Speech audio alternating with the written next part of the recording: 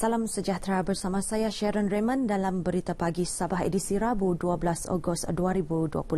Kita mulakan berita pagi ini dengan perkembangan semasa COVID-19 di Sabah. Satu kes positif baru COVID-19 direkodkan semalam menjadikan jumlah kumulatif kes meningkat kepada 411. Menurut Ketua Pengarah Kesihatan, Datuk Dr. Nur Hisham Abdullah, kes baharu itu melibatkan penularan dalam negara membabitkan individu bukan warga negara. Kes dikesan hasil saringan rujukan ke Hospital Queen Elizabeth, Kota Kinabalu. Berdasarkan infografik Kementerian Kesihatan dan Kesejahteraan Rakyat Sabah, 2 kes sembuh direkodkan iaitu masing-masing satu di Kota Kinabalu dan Papar, menjadikan jumlah kes sembuh meningkat kepada 390. Bilangan kes aktif yang sedang dirawat di hospital berpakar di negeri ini menurun kepada 13 kes melibatkan 3 daerah. Sandakan mencatat 10 kes aktif diikuti Penampang 2 kes dan Kota Kinabalu 1 kes. Angka korban akibat COVID-19 di Sabah kekal 8 kes. Meskipun negara masih berdepan cabaran memutuskan rantaian penularan COVID-19, ia bukan penghalang bagi rakyat Sabah meraihkan sambutan Hari Kebangsaan 2020 dengan kebiasaan baharu dan norma baharu. Antaranya Sekolah Kebangsaan SK Sembulan Kota Kinabalu yang tidak ketinggalan menyemarakkan semangat cintakan negara melalui hiasan tema kemerdekaan. Tinjauan RTM di SK Sembulan mendapati bilik darjah, pejabat dan persekitaran sekolah dihiasi dengan jalur gemilang. Sentiasa memberikan kerjasama walaupun kita dalam norma baharu, sambutan bulan kemerdekaan tetap kita laksanakan dengan aktiviti-aktiviti yang telah dirancangkan. Kita dapat laksanakan sambutan perayaan ini mengikut SOP yang telah ditetapkan. Kita telah memasang, mengibarkan jalur gemilang di kawasan sekolah dan juga di kelas-kelas. Ini adalah pengalaman pertama kami menyambut Hari Kemerdekaan dengan norma baru.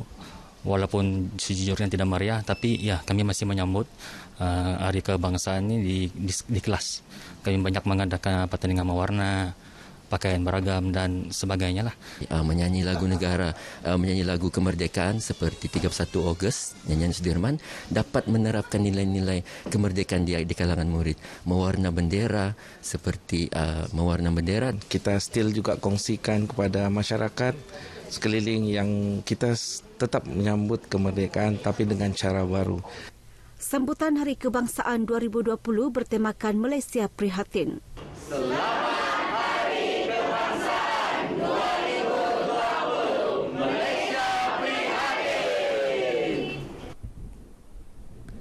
Politeknik Kota Kinabalu PKK terus komited meningkatkan dan mencipta kebolehpasaran graduan PKK menerusi kolaborasi bersama 138 industri pelbagai bidang.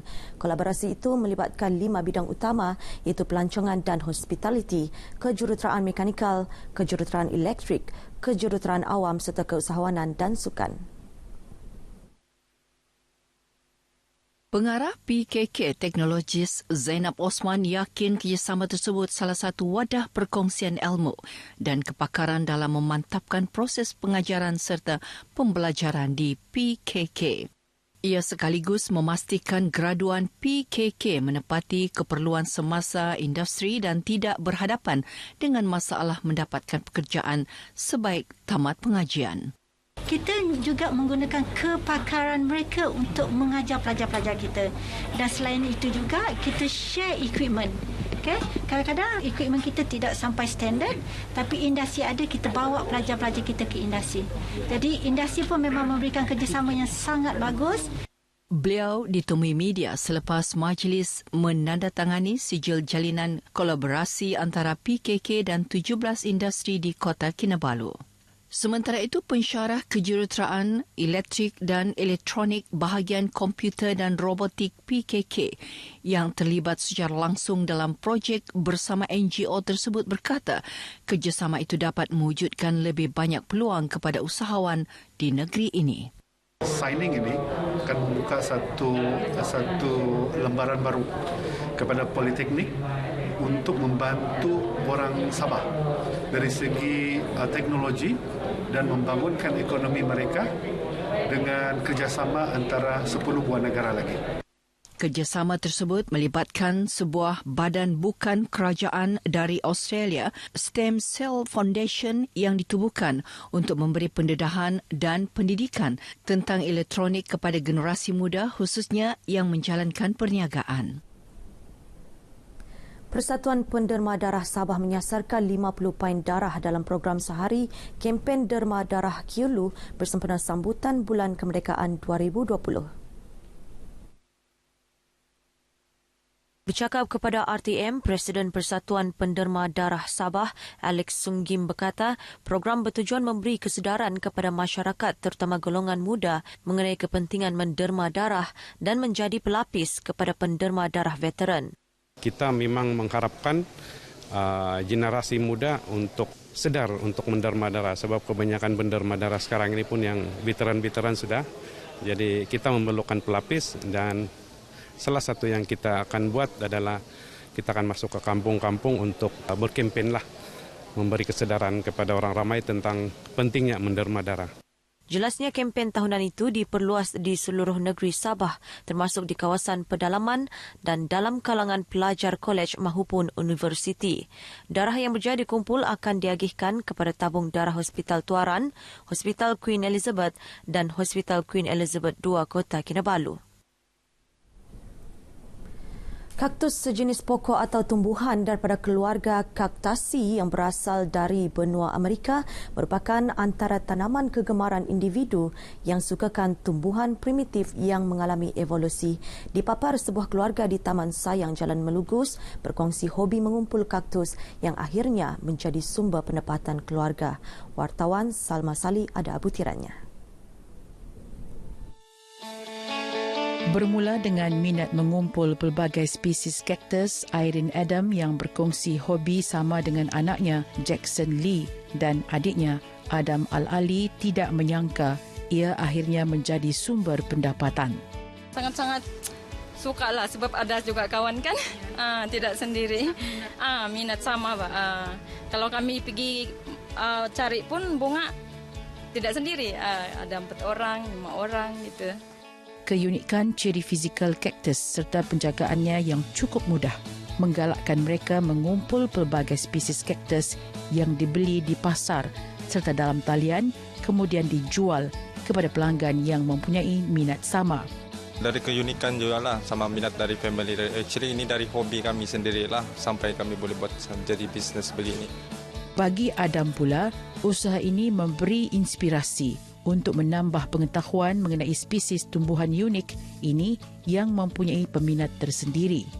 Bagi saya kalau minat tu satu benda tu kita tidak macam pilih gender perempuan ataupun lelaki. Kalau kita macam memang kita minat sebenarnya tu kita kena teruskan.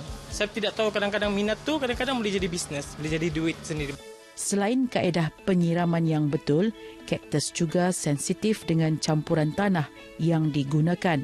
Antara tanah yang sesuai digunakan, campuran pasir, batuan kecil, tanah hitam yang mengandungi sabut kelapa dan sekam padi, perlite iaitu lava gunung berapi yang diproses, batu pelangi dan baja khas. Ini kerana kaktus hidup subur di tanah yang longgar dan tidak menakung air seperti pasir.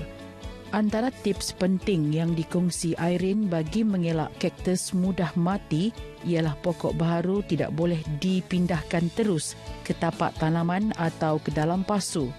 Kebanyakan peminat kaktus menggemari tanaman ini kerana ciri fizikal yang kecil dan jimat ruang serta keunikan yang boleh dilihat dalam pelbagai spesies berdaun, berbunga dan menjalar. Mungkin untuk dia kan macam-macam. Itu yang mungkin unik dia lah. Sebab dia pun yang bukan yang membesar macam bunga-bunga lain kan. Dia yang kecil-kecil. Macam itulah kan dia. Senang mau jaga, tak payah siram selalu kan. Baru saja berminat dengan bunga ni lah. Kenapa kita minat? Sebab dia, kalau sudah dia keluar bunga dia cantik. Ya, dia comel lah. Kecil-kecil.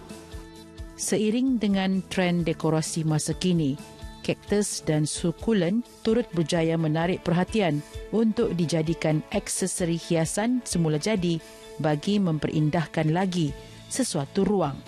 Salma Salih untuk RTM. Sekian berita pagi Sabah, budayakan norma baharu, pandemik COVID-19 belum berakhir.